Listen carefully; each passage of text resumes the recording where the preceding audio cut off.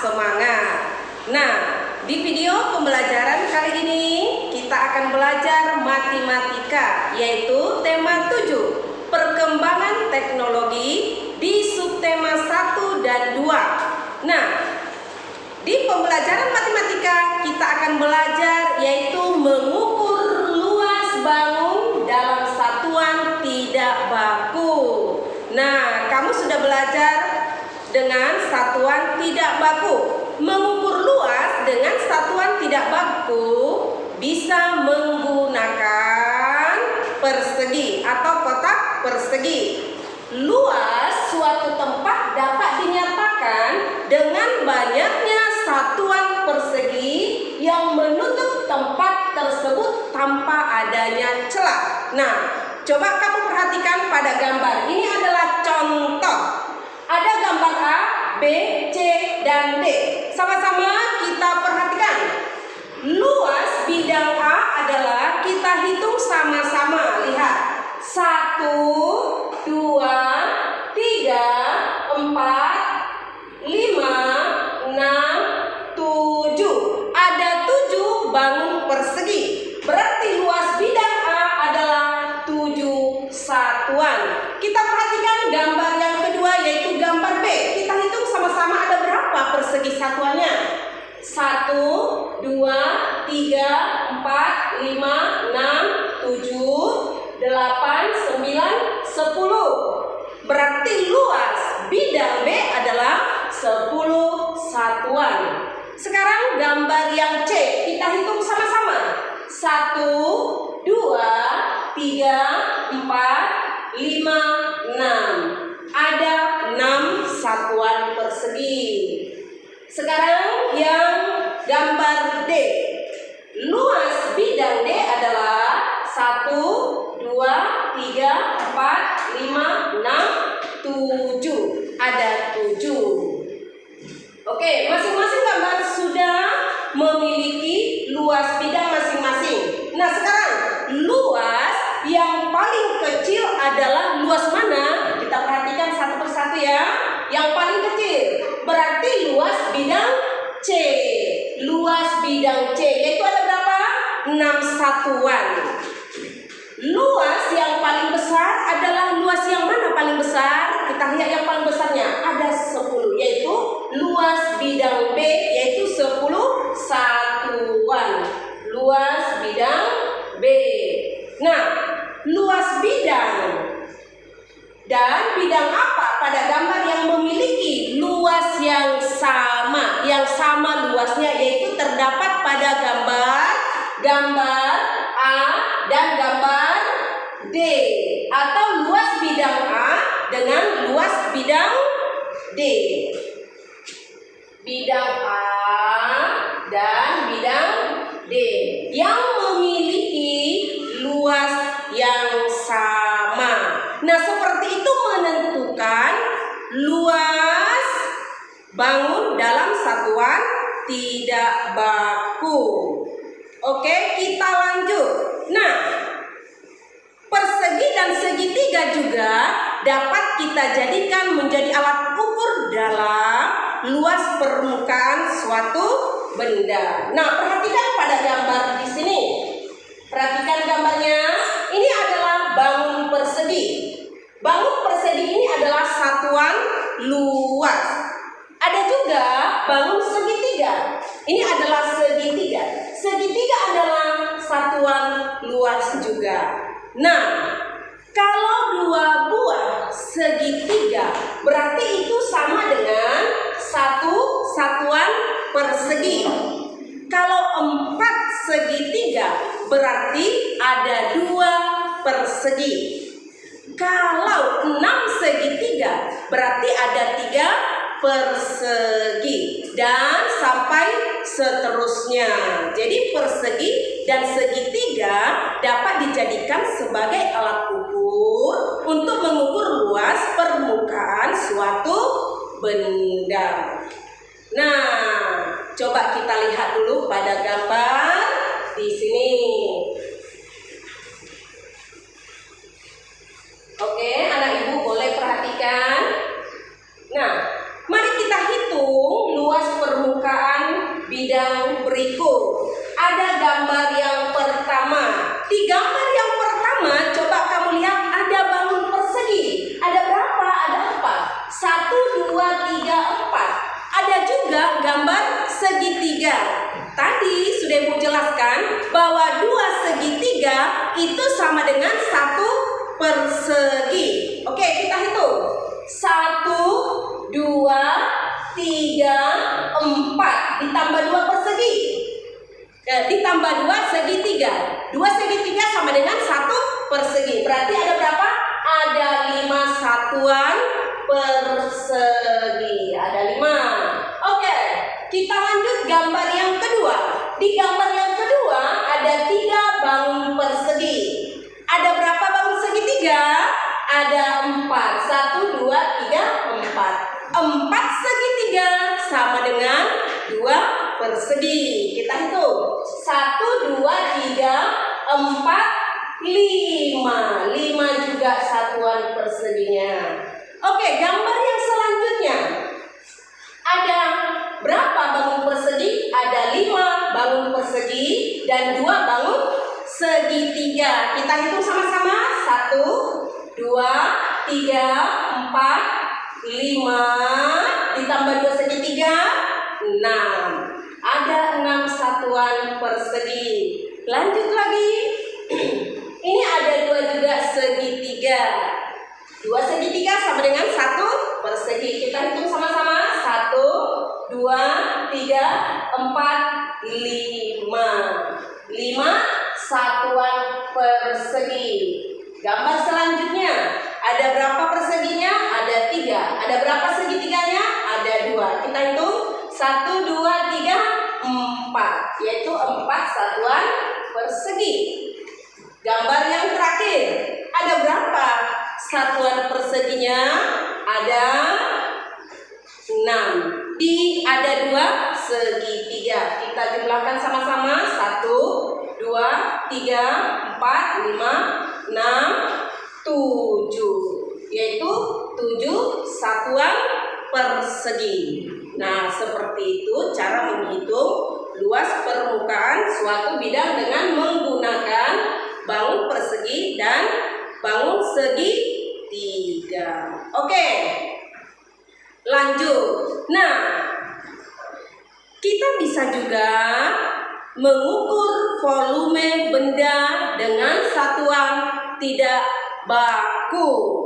Nah, dalam mengukur volume benda dengan satuan tidak baku bisa kita gunakan dengan bisa menggunakan kotak susu, bisa menggunakan gelas, bisa menggunakan ember ataupun botol minum.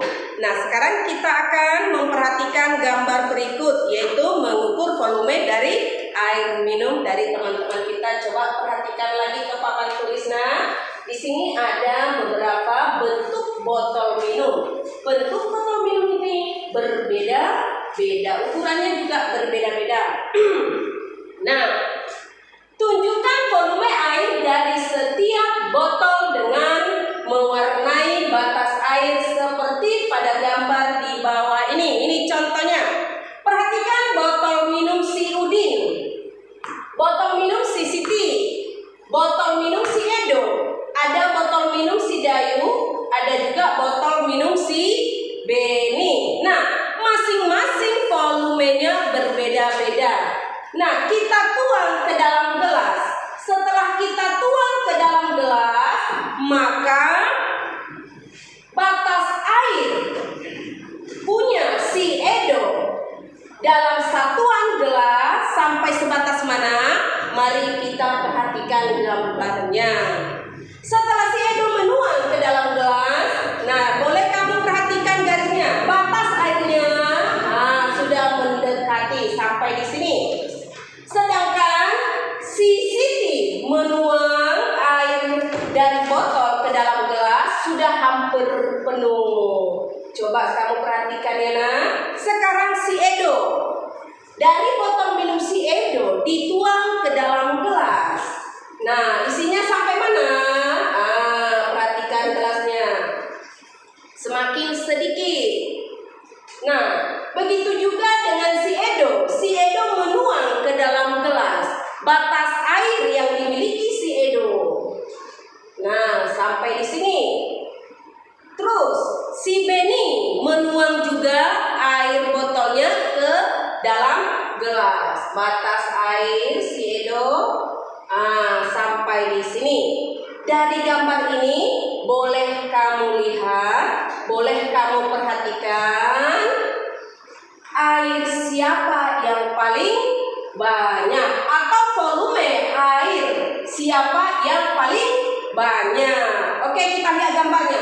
Volume air yang paling banyak adalah si Siti. Habis si Siti siapa? Si Udin. Setelah si Udin, si Dayu. Setelah si Dayu, si Beni. Dan yang paling sedikit adalah si Edo. Nah, itu dia volume air dari setiap botol yang dimiliki teman-teman kamu apabila dituang ke wadah gelas. Nah, selanjutnya perhatikan gambar berikut. Ini adalah gambar kotak susu. Gambar kotak susu B dan C sama besarnya. Gambar kotak susu A 2 kali lebih besar dari kotak B.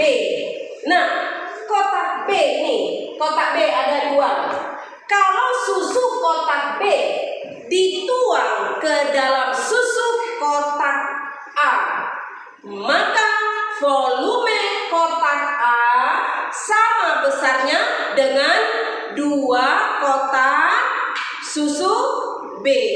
Ibu ulangi sekali lagi.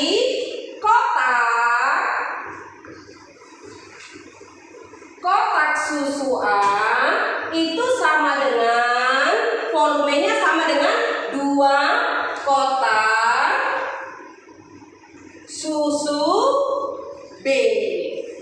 Nah, 1 kotak susu A sama volumenya atau sama banyaknya dengan 2 kotak susu B. Nah, selanjutnya perhatikan lagi, ada lagi kotak susu. Yang pertama kotak susu A. Ini kotak susu A yang paling besar. Sedangkan kotak susu C ada 4 sama. Lihat, ada 1, 2, 3, 4. Apabila kotak susu C dituang ke dalam kotak susu A, maka isi kotak susu A sama besar dengan keempat kotak susu C. Atau sama artinya kotak susu A sama dengan volumenya sama dengan 4 kotak susu C. Ulangi sekali lagi. 1 kotak susu A sama dengan 4 kotak susu C. Nah, itu dia mengukur volume. Oke, selanjutnya kita masuk dengan simetri lipat bangun datar. Nah, bangun datar memiliki simetri lipat jika bangun tersebut dapat dilipat menjadi 2 bagian yang sama. Dilipat menjadi 2 bagian yang sama. Nah, lipatan harus saling menutupi dengan tepat dan memiliki sumbu simetri. Nah, sekarang kita di sini akan mencari simetri lipat dari bangun datar. Nah, simetri lipat itu adalah jumlah lipatan yang membuat suatu bangun datar menjadi 2 bagian sama besar. Sedangkan sumbu simetrinya itu adalah garis yang membagi 2 bangun datar dan saling menutupi. Oke, coba kamu perhatikan bagaimana cara menentukan simetri lipat. Coba kamu amati gambarnya atau bisa kan nanti kamu lihat di buku tema kamu ataupun di buku logika kamu. Nah, sekarang kita amati gambarnya. Ini adalah bangun persegi panjang, sama seperti yang Ibu pegang di sini. Ini adalah bangun persegi panjang. Apabila bangun persegi panjang ini dilipat dan saling menutupi dengan tepat. Nah, ini dia Ibu lipat. Ibu lipat.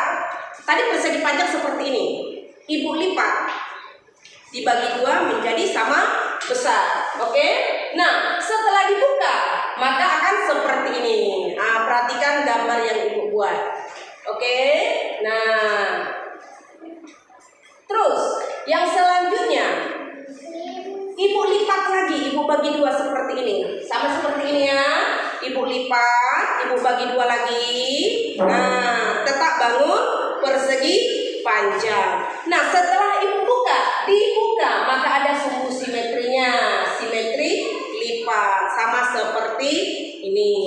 Nah, ini dia bangun persegi panjang atau simetri lipat persegi panjang. Nah, selanjutnya, kalau Ibu lipat dengan seperti ini, apakah bisa berhempit? Tidak bisa. Mau dilipat seperti ini juga? Tidak bisa. Atau seperti gambar ini? Tidak bisa. Nah, dari gambar ini bisa kita simpulkan bahwa simetri lipat dari bangun persegi panjang itu ada dua. Nah, selanjutnya kita lihat bangun persegi. Ada ini bangun persegi Ibu buat. Nah, bangun persegi ini, berapakah simetri lipat dari bangun persegi ini? Perhatikan gambarnya. Kita lipat dulu yang pertama. Ada 1. Hitungnya sama-sama. 1. Kita buka.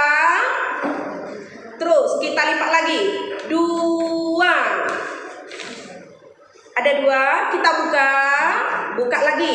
Kita lipat lagi seperti ini. Sudah berapa? 3. Buka lagi.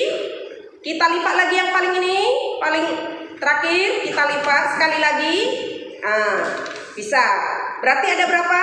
Ada 4. Berarti simetri lipat dari bangun persegi adalah 4. Nah, seperti itu nanti kamu buat contoh di rumah. Baik itu bangun segitiga sama sisi, segitiga sama kaki, bangun trapesium, jajar jenjang. Nanti boleh kamu praktekkan di rumah. Nah, itu dia simetri lipat bangun persegi dan bangun persegi panjang.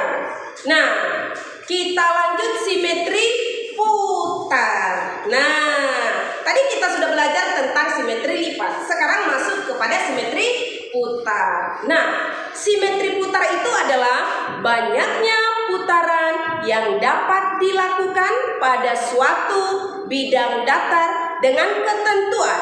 Yang pertama, nah, hasil putaran itu harus menutupi pola yang sama dengan ketika sebelum diputar.